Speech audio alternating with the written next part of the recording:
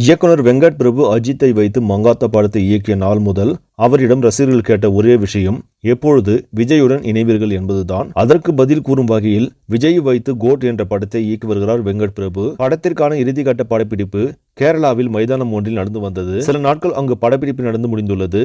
படக்குழுவும் சென்னை திரும்பியதாக கூறப்படுகிறது. கோட் படத்தின் வியாபாரம் தற்பொழுது சூடு பிடிக்க துவங்கி வருகிறது. படத்தின் வெளிநாட்டு உரிமத்தை அஹிம்சா என்டர்டைன்மெண்ட் நிறுவனம் கைப்பற்றியுள்ளது. மிகப்பெரிய தொகைக்கு இந்த படத்தின் வெளிநாட்டு உரிமை விற்கப்பட்டுள்ளதாக தகவல் வெளியாகி உள்ளன. இந்நிலையில் இந்த படத்தின் முக்கியமான அப்டேட் வரும் ஏப்ரல் மாதத்தில் வெளியாக உள்ளதாக அஹிம்சா நிறுவனம் தனது எக்ஸல் பக்கத்தில் தெரிவித்துள்ளது. இதனால் விஜய் ரசிகர்கள் உற்சாகத்தில் உள்ளனர். அது மட்டுமல்லாமல் விஜயின் படங்களிலேயே காட் திரைப்படம் தான் அதிக வியாபாரம் மற்றும் அதிக வசூலை ஈட்டும் என்று எதிர்பார்க்கப்படுகிறது.